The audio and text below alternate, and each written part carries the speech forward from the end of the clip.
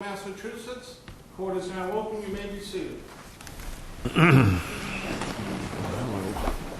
versus Chief Justice of Court Administration and Management. Good morning. Okay, Mr. Zielinski, you've got 5 minutes. Thank you, Your Honor. May it please the Court, my name is Richard Zielinski. Together with my partner, Mr. Renahan, and Assistant Attorney General David Guberman, it's my privilege to appear and argue this morning on behalf of Judge Robert Mulligan, the Chief Justice for Administration and Management of the trial court. I will argue first this morning and address the CJAM's motion to dismiss the case for mootness filed under Rules 12b1 and 12h3. Mr. Guberman will follow, and he will address the issues raised by the CJAM's previously filed motion, as well as the 5 questions reported to this court by the single justice. We believe this case is moot, Your Honors, for 3 reasons. First, all of the elevator maintenance work, which the plaintiffs say is what caused them to file this lawsuit, has now been safely and successfully completed, and relevant documents, including notices to the occupants, detailed work plans, detailed air quality test reports, clearance reports, have all been filed and made publicly available in a courthouse document depository that was set up specifically for this purpose of keeping the occupants informed. Indeed, when the plaintiffs and their experts received and reviewed the work plans for that work, they withdrew their request for an injunction seeking to stop the work. Second, in May 2005, the CJAM, in a public statement, promised the occupants of the Middlesex Courthouse that he would not proceed with a planned abatement of the elevator shafts in that building until all of the occupants could be relocated and the building empty. In July of this year, the CJAM, together with DCAM, announced a plan and a timetable to accomplish that relocation. In the meantime, a comprehensive air quality test program that the CJAM initiated in October of 2004 is ongoing and will continue as long as there is an occupant working in that building. The results of those air quality tests are all reviewed by the Department of Public Health the minute they are issued, and those results are posted in the courthouse document depository. From the very beginning of that program, the results of those air tests have been very reassuring. In short, they demonstrate that asbestos fibers are not making their way into the air of the Middlesex Courthouse in quantities sufficient to cause any health or safety hazard to the occupants. Third, the relief that the plaintiffs in their brief now claim to be seeking, and it has changed since this case was filed, but in their brief over and over again they say what we want is an order from this court to implement an operation and maintenance plan at the Middlesex Courthouse, a so-called O&M plan. That is already being done.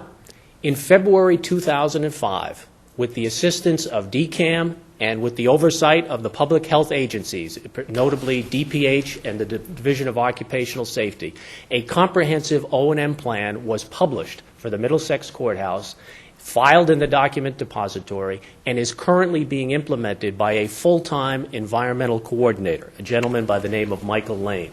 Well, what's the target date for everybody to be out of that building? December of 2007, Your Honor. Okay.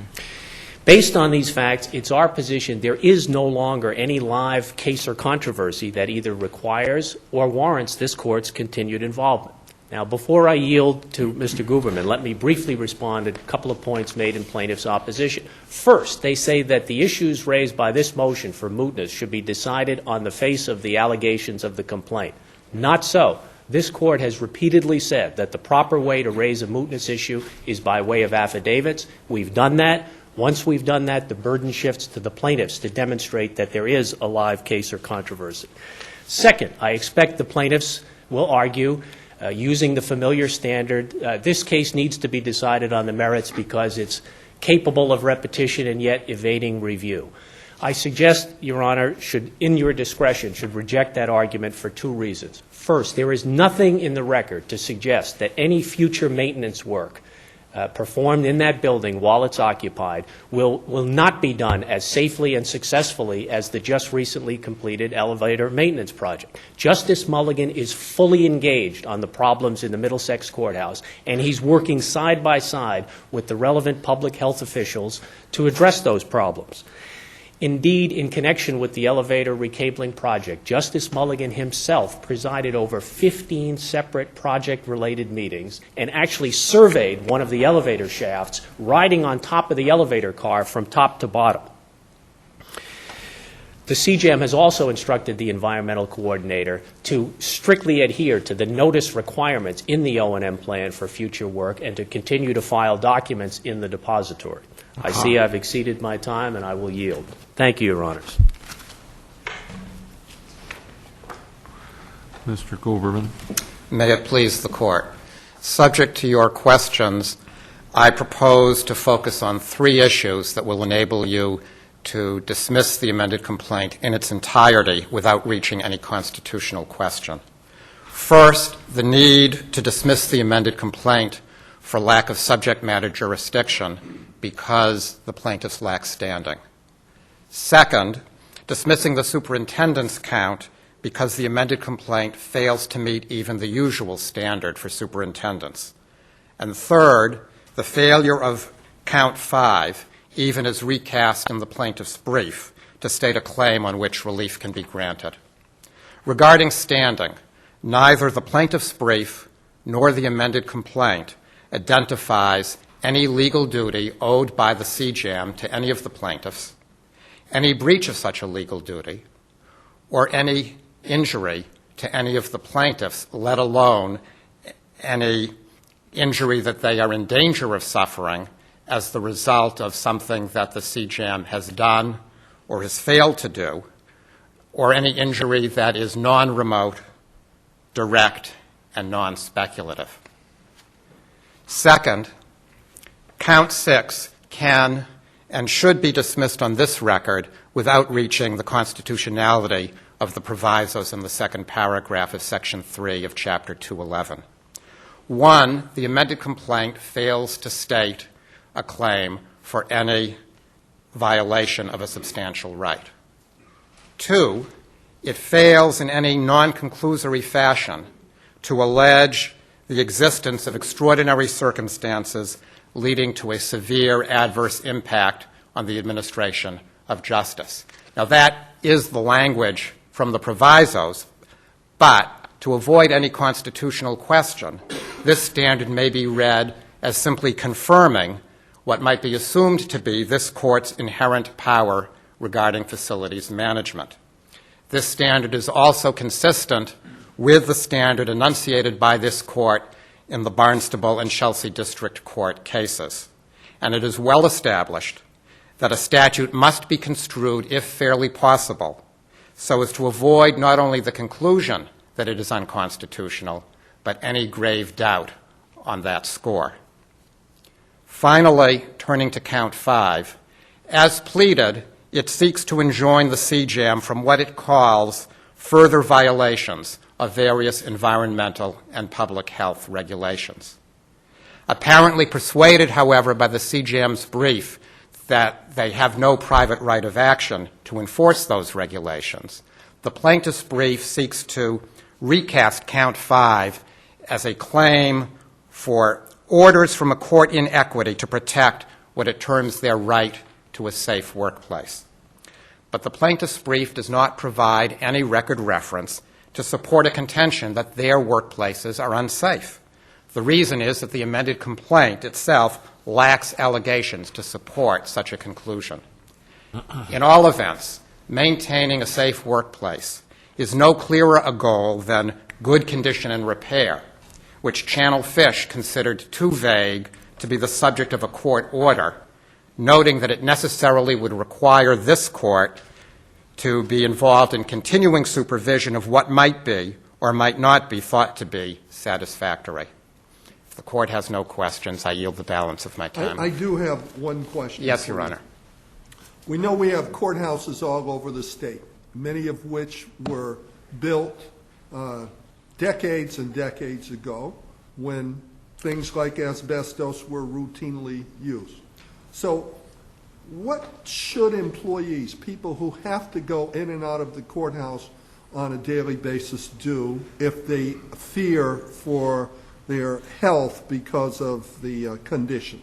I think there are at least two things that they can do. First, either directly or indirectly through their supervisors, they can try to bring these matters to the attention of the Chief Justice for Administration and Management or the Administrative Office of the trial court. In this case, I think that the record shows that the Chief Justice has been responsibly, carefully, and diligently involved in addressing these issues, as demonstrated, as my brother Mr. Zielinski pointed out, by the fact that there's now a timetable to relocate the employees out of the building so that these problems may be addressed. Second, they may approach relevant public safety officials. In the Chelsea District Court case, the building was condemned.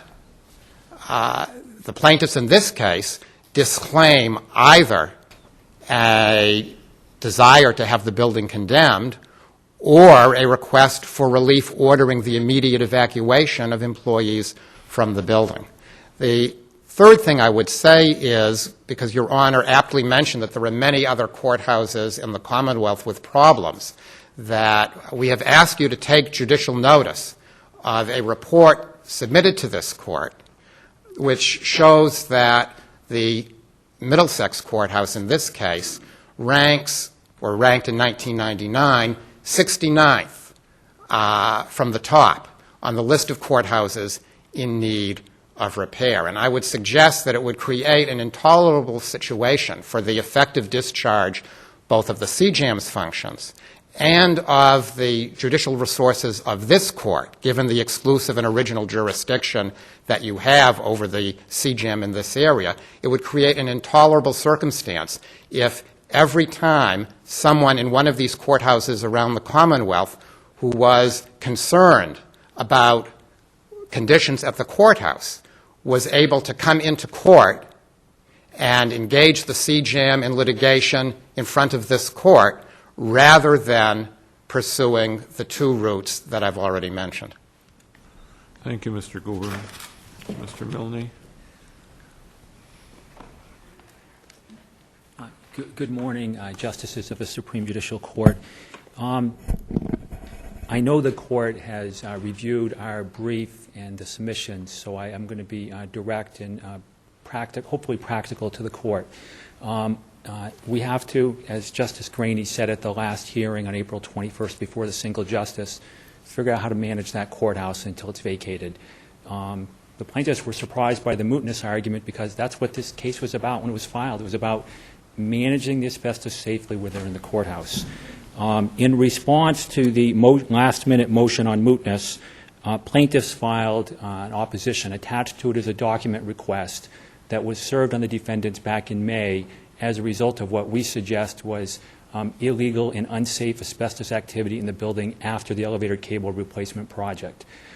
We have before the Court a record in the last year, not just allegations of a complaint, but a record of 5 different investigations of the Division of Occupational Safety, which is all anybody else can do for these employees. We can request an investigation. We find out something's going on in the dead of the night, the people work in the building. They request an investigation. Under FOIA, they have to wait till it's done, then they find out what's going on. And so practically, we need to manage the courthouse in the next year. What I suggest, since this Court has concurrent jurisdiction, it's your case under 214 Section 1, is the Court look at our document request, in particular number 2 and number 3, which ask for everything relating to the O&M plan. I respectfully suggest to the Court that this O&M plan is not implemented. We've alleged it, and what we've seen before the Court, it's not implemented. They're not obeying it. They're not following it. We get all those documents. We figure out who's going to be the fact finder. Is it the single justice? Do you specially appoint a justice of the Superior Court? And in a short time, we get some fact finding. We've made allegations they're violating the O&M. We backed it up with reports of investigative agencies. At the last minute, the defendant himself comes in with an affidavit and says, in a conclusory way, I'm doing everything I should do. Well, you'd expect a defendant would say that. And then we get something in place to manage the courthouse safely. Now, the people who work in that building have nowhere else to turn. Your question, Justice Ireland, they have nowhere else to turn. They've done everything else humanly possible to protect their right to a safe workplace. First, through their own investigation, they found out that the CJAM, the current CJAM and the prior CJAM, had knowledge that it was a building laden with asbestos, had knowledge that at least since 1980 you need an O&M plan to protect people in a building like that, and continued to authorize unsafe asbestos activity, such as with impunity on a daily basis until the employees made this all public, running cables above ceiling tiles, something that happened again on May 25 of this year. So what did the employees do? They went public. That's one right you have to do as a citizen. What did the employees do? They went to bar associations. They've asked state agencies to investigate. And at the end of the day, they had to, on an emergency basis, go into court. And here they are, and we're saying to the court, they have nowhere else to turn. And if you don't allow these plaintiffs to have their day in court, what are you saying to people who work in courthouses? That you have a judicial administrative official who can act with impunity, with unfettered discretion in terms of doing whatever the heck he wants to do in terms of protecting the people in the building?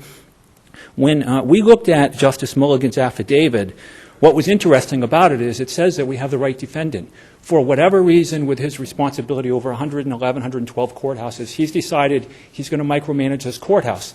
An example, one complaint that people in the building have is, in violation of the O&M plan, and we have testimony it was violated in January of 06 and not giving notice of work in the building. We have testimony that there was an elevator cable replacement. We still don't have the documents on elevator number 9, which started the investigation requested by the employees. That was done in violation of law. They haven't provided any air quality testing on that.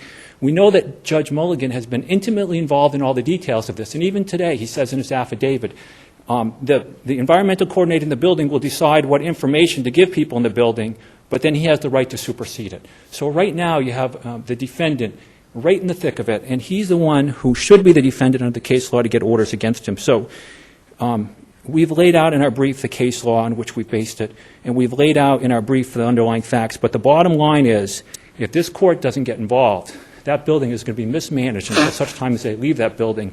And you know how you all know how it works around here. They're saying they're going to move them out in December of 2007. The courthouse bond bill that provided funding for the rehab of the Sullivan courthouse hasn't been passed yet. The legislature said they were going to come back in a special session. I don't think they have. December of 2007 could be December of 2009. And if you don't allow these plaintiffs to stay in court and have a court in equity to enforce orders to get information, that courthouse is going to be a nightmare. Something that has not been contested in this case is that as a group, these people have been exposed to asbestos, that as a group they're at a higher risk for mesothelioma. And in fact, they didn't put it before the court, but defendant's own expert, environmental medical expert before the MB, agreed. There was a disagreement in the experts, what's the degree of the increased risk, but this is a group of people which, respectfully, the court system should be, down on their knees saying, what can we do to make this right with you? What can we do to give you a safe workplace? And, that's all we ask from the court. So, Mr. Milne, you Yes. allege very, very difficult and severe problems for the courthouse employees. What will happen, though, if we give you the relief that you want, and then when other courthouses across the Commonwealth start being renovated, similar problems come forward? Will this court be in the position of micromanaging the rehabilitation of all the courthouses in the Commonwealth at some point?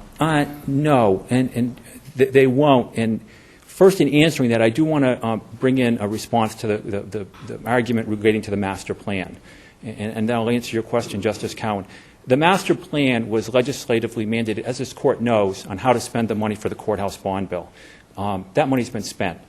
That really has nothing to do with this case, number one. Number two, it wasn't disclosed in the master plan that the Edward J. Sullivan courthouse was full of asbestos, and it's going to require, which the Commonwealth now recognized, the most expensive renovation in history to abate all the asbestos. So this court, I'd suggest to Justice Cowan and the justices here, there's no other court like this, but if in other courts, such as happened in the Norfolk Probate and Family Court, which was a good resolution, if in other courts there are violations of law, health and safety regulations, which have impacted the health of workers, I'd suggest under existing case law, they do have a right to go into court and seek a remedy. That's a good thing. That's a good thing because the court process allows for accurate fact-finding and appropriate remedies. So that's not micromanaging because the plaintiffs have a substantial burden under the case laws for each of the causes of action they alleged here other courthouse workers would. And, as we, cited in the declaratory judgment section in our brief, there have been countless cases where the CJM has been the defendant, judicial administrative officials. The courts work fine. I mean, that's what the courts do, and they do it well. So I would think that would be a good thing if there are other courts in the state that have been neglected for decades, if not centuries, and people who work there are being affected. Why shouldn't they be able to go in? Because the bottom line is you can't find another high-rise in Greater Boston. I've challenged the defendants throughout the case, every hearing. I've said you can't find another building in Greater Boston or the country, this amount of friable asbestos that's been mismanaged this way, where the people aren't out of the building. It only exists in the court system in Massachusetts, so maybe we need that, and that would be a good thing. If there's no other questions, again, I ask this court, on behalf of the people who work at the Edward J. Sullivan Courthouse, to give them their day in the court, as any other litigant, accept the allegations as true. It's based upon, among other things, expert reports where we've given you literature to show it meets the Daubert standard, and intervene to protect the people in this courthouse, because no disrespect to this defendant, but the courthouse has been mismanaged, and as a result of his conduct and those before him, people have been exposed to asbestos, and it just has to stop. Thank you very much.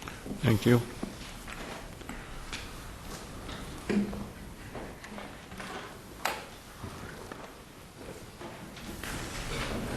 Okay. Judge Corey, are they here? I'm